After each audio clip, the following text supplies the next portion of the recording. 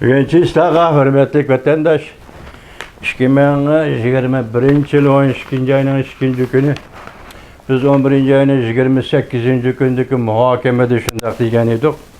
Liyepin efendi vakit göz karışı bu işe. Moşu jel çın tutumuz. Eğer bu jil çın tutmasak, çın tutulmasak, kiler jili Cumhuriyet Partiyasının yoktuş kıyın otoqtaydı. İhtimallık içedeki kıyın otoqtaydı. Ya yoqtalaysan, ya yoqtanmaysan. 3 yıllık ötkende mutlaka mümkün emas. Bu acayip koyulgan hüküm sizni bizni oylandırdığa hüküm efendi. Bu kiler 3 yılığı bağlandı. Cumhuriyet Kompartiyasının yoktuş. Bu mutlaka mümkün emas. Hazır bana görüp durup siz. Ende yok orada ben biraz torbiyete bir haber görüp çıktım. Avrupa İttifakı hazır 300 milyar euro acretip Cungu hedef teşvik kılıvatkan, bazarga selivatkan bir yol, bir belbağ siyasi ve onun neticelerine karşı hareket kılışına karar kıldı degende oylap bakın vatandaş biz 10 yıldan bir vaziyet doğrusu nemelerini sözlep geldik. Hazır Cungu işkirlep kayyarı gitipti. Mesela Avrupa İttifakı 300 milyar euro çıkarıp onun bir yol, bir belbağ siyasi karıştırışına mecbur boğan bolsa siz yukarı Liyepin'in sözünü endi doğrudaysınız. Çünkü o dünyanı boysundurdu ve dünyanı işgal kılıdı. Hem adam onu gibi anlaydığa ramıkı elip girdi. Şunu moşilini çın tutuş lazım dedi. İkinci noktada devlet bilen devlet rehberleri oturursa meyli vaziyet doğrusu, meyli uruş doğrusu, meyli ciddilik doğrusu olsun birbirini tanqid kılıdığan ve birbirinin ismini atab durup gep kılıdığan. İşte tarihte bol yedi belki menen xavrim yoktu vatandaş. Bu qatam sabık vazir Yaponiya vaziri Shinzo Abe'nin Reis Xi Jinping'nin ismini atab durup hata yolgu desin, hata düşençide bulman, hata hüküm kılıman demen, ihtiyat kılın Yaponiya. Tayvan bir gevde. Yani o degellik Tayvan boğuzuda nemi iş yüz berisi bu Yaponiya gidip gelgen tehditler. Bir yerde şu nesi kısır büteylik hürmetlik vatandaş. Tek ne etken Tayvan meselesi Amerika'nın meselesi emez. Xitay bunu Amerika bilen Cungu oturuşki münasebet dairesi elip verdi. Amerika'nın meselesi emez. Ulu Okyan uruşunu kozulgan Yaponiya. Bu uruşta mağlup bolgan Yaponiya, mağlup bolgan ki galbi kılgan Amerika Koşmuş Ştatları şundak mesul bulup kaldı deysiz bunu vatandaş. Muşundak tarihi zörüriyet içinde şundak mesul bulup kaldı deysiz. Emniyeti Tayvan meselesi Yaponiyanın meselesi. Çünkü Yaponiya 1910 yıldan 1945 yılıgacha yoki 1945 50 yılıgacha 40 yıl 30 yıl Tayvan'ga bökburallık kıldı. Bu tarafını mı koyup duraylı? Çigradaş. Tayvan bile Yaponiya çigradaş.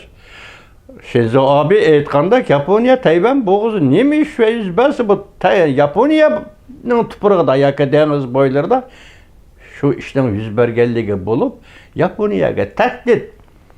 Demek hazır neyim dedi biz Amerika Yaponiya birleşip bu işga yoki Tayvan boğuz yüz berge işte kabul turumuz dedi. Lekin gapning salmığı nede desiniz? Bir devlet rehberinin ikinci bir devlet rehberinin ismini atab durup gap qilishi bu acayip bir iş oldu hürmetli vatandaş. Endi Ukrayna Tayvan meselesini birge koygandı Şvetsiyanın sabık vaziri aytib, Asiyada bu vaziyet, Avrupa'da bu vaziyet, hazır Avrupa müdafiə sistemisi boyunca umumyüzlük tayyorlik qilibdi. Demek hazır Avrupaga yetib kelayotgan krizis duygusu.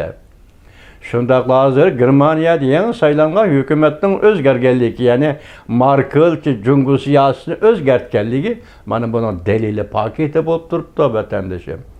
Avrupa shundoq tayyorlik qilayotganda, masalan, mayli Belorussiya, mayli Ukraina, Rossiyaning tahdidi uchraganda bu Avropaning vaziyatidan ayni chaqdimi urush Avropada partlagan, endi Osiyoning vaziyati yoki Tinch okean, Ulug' okean rayoning vaziyati Junguning Tayvanga hujum qilishi mumkinmi? Tayvan bo'g'uzi urush portlash mumkinmi deyishga qarasangiz, endi hozir oxir xulosa qanday chiqarilibdi? Hazır uruş tumalları yani Yavru Asiya uruş xumarla vaziyetining qo'rshog'ida qoldi. Buningda qutulishning birdan bir yo'li diplomatiya arqılıq tirişçilik görürüz. Litva demediydi, hazır 3 devlet, Baltık bölük 3 devletin vekilleri Tayvan'ı ziyaret kıldı deylik. Litva qattiq meydanını işba edildi deylik. Keyindin Litva'dan keyin Baltık bölük 2 devlet motorga çıkıp 3 devlet. Bular aynı çağda Rusya imperiyasının yemirişinin avantgard milletleriydi. Endi kelip bu Avrupadan alqıp çıkıp hazır Asiyanın işleriga yetip geldi deyilgan. Asiyadagi paymal qilingan demokratik ideyalarni, masalan Uyg'uristonda elib berilayotgan qirg'inchilikni, kishilik huquqni dafsanda qilishni hammani asos qilib o'tirib, hozir Yevropada Litva Cumhuriyatining pozitsiyasi Tayvan bo'g'zi masalasi bo'yicha jungo qiratgan pozitsiyasi zo'r o'zgarish bo'ldi. Liyepen nima dedi? Tutquluq bugungi paytni ching turib. Bugungi paytni ching tutish kerak. 1 yil u yoq bu yoq vaqt nuqtai nazar tushanchisida. Mush yil ichida Junko Kompartiyasini bir taraf qila olmaydi ekanmiz. Uning oqibati eg'irdi. Hozir endi shuni 28-kuni degan edi Liyepen apandi. Bugun endi 3 kun, 4 kun o'tdi deylik. Endi ko'rib turibsiz, bugungi so'zlagan 3 parcha leksiyaning Təkdi Litvani hesab qılmaganda Litva diplomatiya sahasida gavdilik faoliyat ko'targan bo'lsa, keyingi ishki leksiyada harbiy ishlar sahasida gavdilik faoliyat o'ttirg'i chiqyotdi vatandoshim.